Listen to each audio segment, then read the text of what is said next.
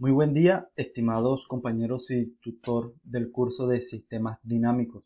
A continuación estaré sustentando con ustedes esta etapa 3, la cual lleva por nombre Analizar el comportamiento transitorio y estacionario de sistemas en el dominio de la frecuencia.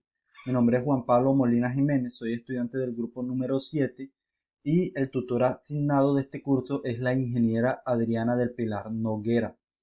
Este curso, a su vez, hace parte del programa de Ingeniería Electrónica de la Universidad UNAD. A modo de introducción, en este trabajo básicamente lo que vamos a hacer es analizar la respuesta transitoria y estacionaria de sistemas dinámicos en el dominio de la frecuencia. Esto a través de la aplicación de la transformada de Laplace y criterio de estabilidad del sistema. Vamos a modelar los diagramas de bloques que representan estos sistemas mediante el uso de herramientas de software. Se nos plantean una serie de objetivos, los cuales iremos desarrollando y enunciando en la medida que presentemos la sustentación de cada uno de estos. El primer punto nos solicitaba hacer la elección de ejercicio, y más que una elección, básicamente se pedía continuar con el mismo sistema que se trabajó en la etapa 2 del curso, el cual correspondía al sistema eléctrico que se observa en la figura 1. Bien, de ese sistema eléctrico nosotros en la etapa 2 obtuvimos un modelo matemático en el dominio del tiempo, el cual corresponde a las ecuaciones diferenciales de primer orden que se observan en pantalla. Ahora lo que nosotros vamos a hacer es aplicar los principios físicos y matemáticos que permitan obtener el modelo matemático del sistema, pero en el dominio de la frecuencia. Entonces, primeramente reemplazamos los valores de R1, R2 y R3 y el valor del capacitor y de la inductancia de acuerdo a las indicaciones de la guía. Y tenemos en cuenta que la entrada y la salida de nuestro sistema son respectivamente el voltaje de la batería y el voltaje en el condensador. Para nosotros poder obtener este modelo matemático en el dominio de la frecuencia, nosotros tenemos que aplicar lo que se conoce como la transformada de Laplace a cada una de las ecuaciones 1 y 2. Tenemos que, al aplicar la transformada a la ecuación 1, nosotros tenemos esta ecuación 3 que ya no está en el dominio del tiempo, sino en el dominio de la frecuencia. Reiteramos que la transformada se aplica término a término en cada miembro de la ecuación, y que la transformada de una derivada de primer orden es igual a la variable s por la derivada de la función a la función a la que se le está aplicando la derivada. ¿Okay? Lo mismo hacemos con la ecuación 2, eh, de la misma forma que lo hicimos en el paso anterior, y obtenemos una ecuación 4. Nosotros ahora tenemos que tener en cuenta que estas ecuaciones nos deben quedar únicamente en términos de las variables de entrada y salida del sistema. Entonces lo que vamos a hacer es despejar la corriente de la bobina de la ecuación 3 y lo vamos a sustituir en la ecuación 4. Aquí tenemos el despeje de la corriente en la bobina, y luego ese valor lo sustituimos en la ecuación 4. ¿Ok? Obteniendo la ecuación que ustedes observan en pantalla. Vemos que ya esta depende únicamente de las variables de entrada y salida, que son el voltaje en el condensador y el voltaje de la batería. ¿Ok? Entonces ahora nos piden que obtengamos la función de transferencia del sistema. Entonces, la salida, que es el voltaje en el condensador, que es igual a Y de S, y la entrada, que es igual a U de S. La función de transferencia de n sistema viene dada por la siguiente relación, que es la relación entre la salida y la entrada de nuestro sistema, y es básicamente la ecuación que nosotros habíamos obtenido en el punto anterior. ¿Ok? Aquí, de forma alternativa, lo que hicimos fue dividir entre 28 tercios cada uno, tanto el numerador como el denominador, y obtenemos esta ecuación equivalente que corresponde a la función de transferencia de nuestro sistema. Ahora nos piden en el punto 4 que determinemos la estabilidad del sistema aplicando el criterio de Ron-Hurwitz. ¿Esto cómo se consigue? Obteniendo los polos del sistema. Y los polos del sistema se calculan a partir de las raíces del denominador. Bien, entonces aquí tenemos nuestro denominador, igualamos a 0. Como es una ecuación cuadrática, la vamos a resolver a partir de la fórmula general, y obtenemos que los polos de nuestro sistema son menos 0.21 y menos 1.80. Vamos a dibujar estos polos del sistema en MATLAB, y al mismo tiempo vamos a comprobar este valor que acabamos de obtener de forma analítica. Entonces aquí en el Command Windows representamos nuestra función de transferencia, tenemos el numerador, expresamos el denominador y a través de la función predefinida TDF obtenemos nuestra función de transferencia, los polos, con la función de predefinida roots del denominador. Miren que efectivamente son menos 1.80 y menos 0.21. Veamos el dibujo de nuestra función del plano de nuestros polos.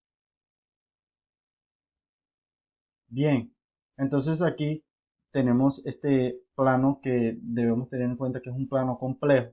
Entonces vemos que los polos del sistema están ubicados en el semiplano izquierdo, es decir, a la izquierda del eje donde está el cero, ¿no?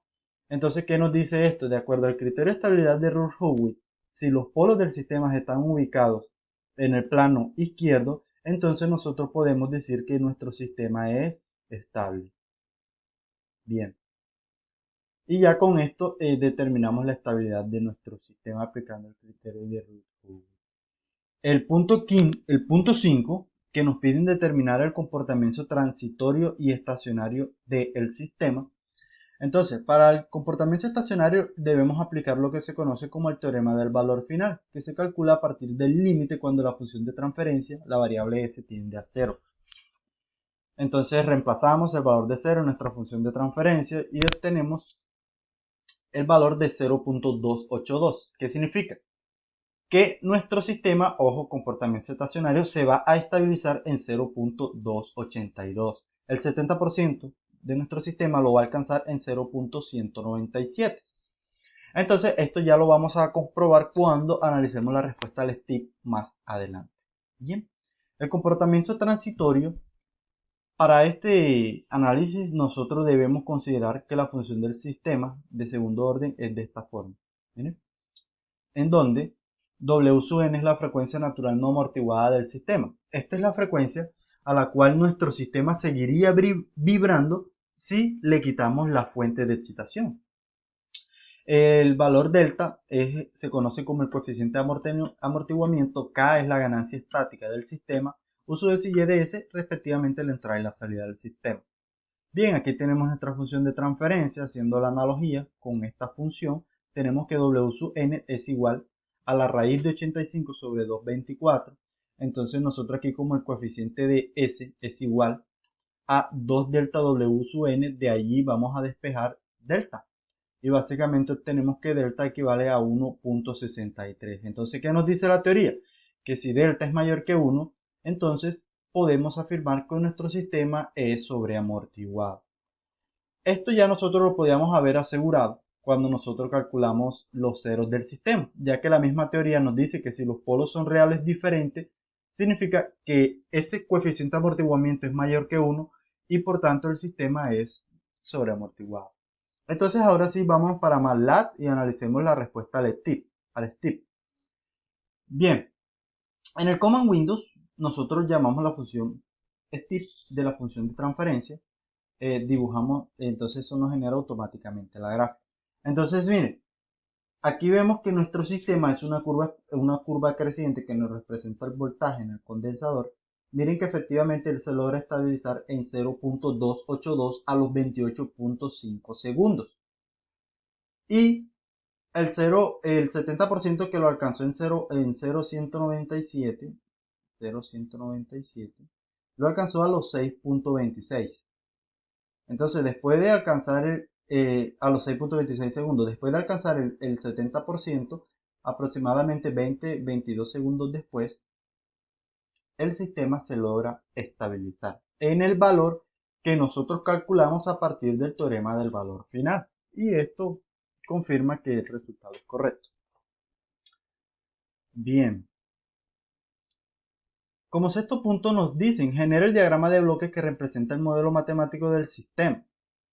Entonces, aquí nuevamente nos vamos a dirigir a MATLAB,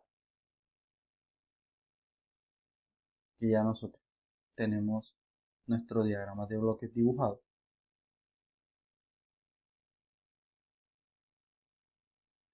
Bien, entonces tenemos únicamente primero la respuesta al STIP.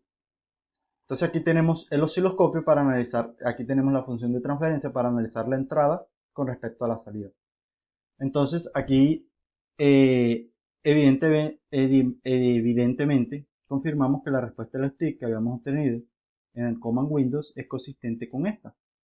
¿Sí? Miren que el sistema se logra estabilizar en más o menos allí en 0.282. Bien, ahora, como el ejercicio nos dice, añádale el valor, una entrada, en este caso, que altere durante los 5 primeros segundos, que altere en una unidad el valor, que el sistema reciba una perturbación que altere en un valor la señal de entrada. Aquí añadimos el valor de la constante 9, que es en este caso como el voltaje de la batería. Entonces aquí al ver la respuesta, vemos de que tenemos la señal de entrada, 9 voltios, recibe una perturbación nuestro sistema a los 10 segundos que eleva en una unidad esa señal, ¿sí? ¿Y qué hace esto? ¿Qué hace esto? Que básicamente genera una perturbación. Es decir, que todo efecto que se dé en la señal de entrada se va a ver inmediatamente reflejado en la señal de salida. Aquí nosotros podemos ver una pequeña curva que la está generando esta perturbación. Miren que ya el sistema no se logra estabilizar en 0.282 porque